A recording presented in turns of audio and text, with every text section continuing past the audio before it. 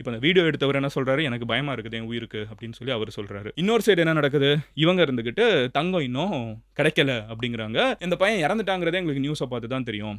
அவங்க வீட்டுக்கு வந்து ஏதோ ஒரு போலீஸ் வந்து சொன்னாங்கன்னு சொல்றாங்க. அப்புறம் நியூஸ் எல்லாம் பார்த்துருக்காங்க. எங்களுக்கு இதெல்லாம் பார்த்த உடனே எங்களுக்கு இது ரொம்ப இன்னும் கஷ்டமா இருக்குது அப்படின்லாம் பேசுறாங்க. பட் இவங்கள பத்தின குற்றச்சாட்டுகள் இது நடந்த உடனே நிறைய வர ஆரம்பிக்குது. அவங்களோட சொந்தக்காரங்க ஒருத்தங்க அவர் பிரஸ்ஸை பார்த்து என்ன சொல்றாருன்னா 2011 2010 11 அந்த காலகட்டம் ஓகேவா, கிட்டத்தட்ட 15 இயர்ஸ்க்கு முன்னாடி நான் வந்து ஒரு காலேஜ்ல ஒர்க் பண்ணிருக்கேன். என்கிட்ட படிச்ச பொண்ணு நிகிதா, இப்போ அந்த கம்ப்ளைண்ட் கொடுத்துருக்காங்க, அவங்க என்கிட்ட படிச்ச ஒரு பொண்ணு 15 இயர்ஸ்க்கு முன்னாடி. அப்படிதான் எனக்கு அவங்களுக்கு தெரியும். அவங்க சொந்தக்காரங்க வேற.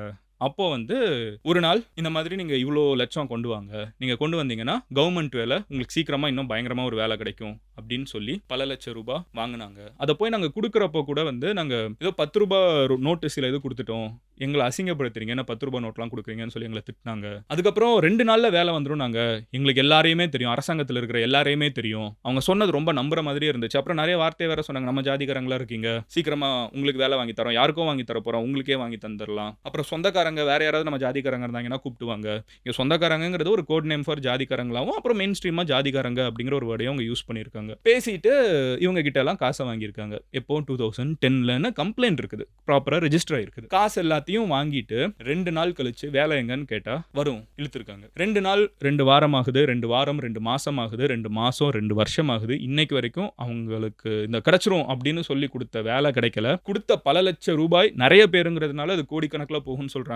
அவங்க யாருக்கிட்டையுமே வந்து காசும் திரும்பி வரல. அவங்க கிட்ட வந்து காசு எங்க திருப்பி தாங்க அப்படின்னு சொல்லி அந்த நிகிதாவோட ஃபேமிலி கிட்ட கேட்டப்போ எங்க கிட்ட காசே கிடையாது, நாங்களே ரொம்ப கஷ்டப்படுறோம் அப்படின்னு சொல்லி பேசியிருக்காங்க. அண்ட் அவங்க அதுக்கு மேல வந்து கேட்ட சில பேர்கிட்ட உங்களை நாங்க என்ன பண்ணுவோம் தெரியுமா, எங்களுக்கு எத்தனை பேர் தெரியுமா அப்படின்னு சொல்லிட்டு மறுபடியும் மிரட்டியிருக்காங்க. இப்போ இந்த ஃபேமிலி வந்து காசையும் புடுங்கிட்டு வேலையவும் கொடுக்காம ஆல்ரெடி 15 வருஷத்துக்கு முன்னாடி ஸ்கேம் பண்ணியிருக்காங்க அப்படிங்கிற ஒரு கம்ப்ளைண்ட் அவங்க மேல ரெஜிஸ்டர் ஆயிருக்கு. அதுக்கு அவங்க தண்டனை எல்லாம் அனுபவிக்கலாம். அந்த கம்ப்ளைண்ட் ரெஜிஸ்டர் ஆன மாதிரியே இருக்குது இத்தனை வருஷம் கழிச்சு. இப்போ நிறைய பேர் கமெண்ட் செக்ஷன்ல எல்லாம் பாக்குறப்ப என்ன கேட்கறாங்கன்னா, இவங்க வந்து இப்படி எனக்கு அவங்கள தெரியும் இவங்கள தெரியும்னு பயமுறுத்தி பல பேருக்கிட்ட பல லட்சங்கள் மொத்தமா கோடிக்கணக்கில் கொள்ளையடிக்க முடியும்னு ஒரு கம்ப்ளைண்ட் கொடுக்குறாங்கனால், இப்போ போலீஸ் வந்து ஒரு சாதாரண தெஃப்ட் கேஸ் கரெக்டா, நம்ம தங்கம் இருந்துச்சுன்னு அசியூம் பண்ணிப்போம் ஓகேவா, நம்மளுக்கு இப்போ தெரியாதுல்ல. ஸோ தங்கம் இவங்க வச்சிருந்தாங்க, அந்த தங்கம் வந்து காணாம போயிடுச்சு, அந்த தங்கத்தை எடுத்தது அஜித் தான் அப்படிங்கிறது வந்து ஒருவேளை ஹைப்போதெட்டிக்கல் சினாரியோல இவங்க சொல்ற மாதிரி நடந்துருச்சு, இவங்களோட வெர்ஷன்லயே நம்ம வந்து சந்தேகத்தின் அடிப்படையில் நம்ம எடுத்துக்கிட்டோம்னா கூட,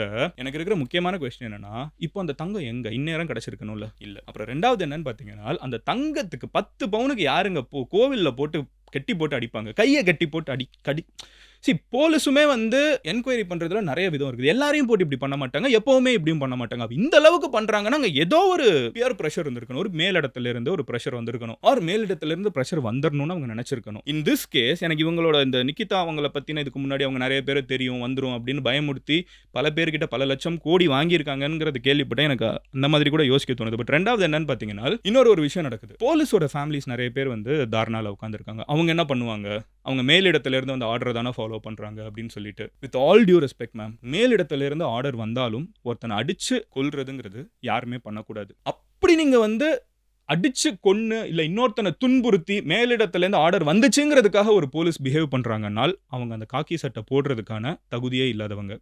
காக்கி சட்டையை பார்த்து மக்கள் வந்து சேஃபா ஃபீல் பண்ணும். ஒரு ரோட்ல போறப்போ ஒரு காக்கி சட்டையோ இல்ல ஒரு டிராஃபிக் போலீஸோ ஒரு போலீஸ் இருந்தாங்கன்னா அந்த மக்கள் வந்து சேஃபா ஃபீல் பண்ணும். ஓகே சூப்பர், நம்ம இங்கே சேஃபா இருக்கும் அப்படின்னு. ஆனா அதே இடத்துல ஒரு காக்கி சட்டை இருந்துச்சுன்னா ஐயோ நம்ம எதுக்கு அங்க போகணும் அப்படின்னு சொல்லிட்டு சைட்ல ஒதுங்கி போறாங்கன்னா, மேலிடத்துல இருந்து ஆர்டர் வந்துச்சுன்னா அந்த போலீஸும் சொல்லுவாரு, ஏன்பா ஏன் இப்படி பயந்து போறாங்க எல்லாருமே யாரையாவது கை காமிச்சிருவாங்க, மேலிடத்துல இருந்து ஆர்டர் வந்துச்சு, மேலிடத்துல இருந்து ஆர்டர் வந்துச்சு. எந்த மேலிடம், யார் ஆர்டர் பண்றாங்க எனக்கு புரியலையே. எல்லாருக்கும் மேலிடத்துல யாராவது இருப்பாங்க. But some point the buck has to stop. someone has to say no, I'm not going to do this. பொதுமக்கள் மக்கள் கிட்ட நான் வந்து புல்லி பண்றதுக்கு, நான் மிரட்டுறதுக்கு அடியாள் கிடையாது, நான் போலீஸ், நான் காவல்காரன். சினிமாவில் மட்டும்தான் சிங்கம் இருக்கணுமா, நிஜத்தில் இருக்கக்கூடாதா? நான் அப்படி இருக்கக்கூடிய ஒரு போலீஸ். நான் வந்து அவ்வளோ கேவலமா நான் வந்து மக்களை போட்டு துன்புறுத்தி மேலிடத்துலேருந்து ஆர்டர் வந்துச்சுன்னு யார் மேலேயோ பழி போட மாட்டேங்கிறத வந்து இங்க இருக்கிற எல்லா போலீஸும் ரியலைஸ் பண்ணும். அப்புறம் ரெண்டாவது ஒரு விஷயம், மேலிடத்துலேருந்து ஆர்டர் வந்துச்சுன்னு நீங்க ஒருவேளை பண்றீங்கன்னு வச்சுக்கோங்க, நம்ம docking this to a lot of policemen. எனக்கு நிறைய போலீஸ்மேன் வந்து நான் இப்பவும் சொல்றேன், I respect a lot of policemen. எனக்கு பர்சனலா நிறைய போலீஸ் தெரியும். And they are so much respectable. இந்த உலகம் எப்படி ஃபங்க்ஷன் ஆகுதுங்கிறதெல்லாம் புரிஞ்சுக்கிட்டு மக்களுக்கு சர்வ் பண்ணக்கூடிய போலீஸ்மேன் அத்தனை பேர் எனக்கு தெரியும். அதை பண்ணாம மேலிடத்துலேருந்து ஆர்டர் வந்துச்சு, ஒரு ப்ரொமோஷனுக்காக இன்னொருத்தனை போட்டு அடிக்கிறது, இன்னொரு போலீஸ் கிட்ட நல்ல பேர் வாங்கணுங்கிறதுக்காக ஒரு இன்னோசென்ட்டை போட்டு அடிக்கிறது, கேஸை முடிக்கணுங்கிறதுக்காக பொய் கேஸ் சம்மந்தமே இல்லாம ஒருத்தன் பண்ணாத தப்ப தூக்கி ஜெயிலில் போடுறது, பண்றது? அந்த மாதிரி போலீஸ் கிட்ட சொல்றேன். நீங்க இப்படியே போயிட்டு இருந்தீங்கன்னா என்னைக்காவது ஒரு நாள் மாட்ட தானே இருக்கிறீங்க. எப்படி பார்த்தாலும் என்னைக்காவது ஒரு நாள் இப்படி ஒண்ணு நடக்குதுல்ல. நடக்கிறப்ப அந்த மேலிடத்துல இருக்கிற போலீஸ் வந்து ஒரு டிரான்ஸ்ஃபர்ல அவங்க இன்னொரு ஒரு இடத்துல அவங்க ஃபேமிலியோட மூவ் ஆயிடுவாங்க. பட் நீங்க இன்னைக்கு ஜெயிலுக்கு போறீங்க பாருங்க. சோ அட்லீஸ்ட் அந்த ஒரு இடத்துல நீங்க லாஜிக்கலா மட்டும் தான் யோசிப்பீங்க. நீங்க எமோஷனலாவோ இல்ல மாரலாவோ யோசிக்க மாட்டீங்கன்னா, கடைசியில உங்க தலை தான் உருளுங்கிறத இப்பமாவது பாருங்க. மேலிடத்துல இருந்து சொல்றவங்க நீங்க பண்ற டர்ட்டி ஜாப பண்ண மாட்டாங்க. அவங்களுக்கு அவங்களோட தலைய எப்படி காப்பாத்திக்கணும்னு தெரியுது பாருங்க. இப்ப இந்த 5 போலீஸ் வந்து ஜெயில்ல கொலை கேஸ்ல போயிருக்காங்க. போலீஸ் கொலை கேஸ்ல போயிருக்காங்க. சிபிஐக்கு போயிருக்குது. யாருமே எஸ்கேப் ஆக முடியாது. அத்தன பேரையும் பிடிப்பாங்க. ஆனா அந்த மேலிடத்துல இருக்கிறவங்க மேலிடம்னு சொல்லி போலீஸ் வந்து அதனால தான் இது நடக்குதுன்னு சொன்னீங்கன்னா யோசிச்சு பாருங்க.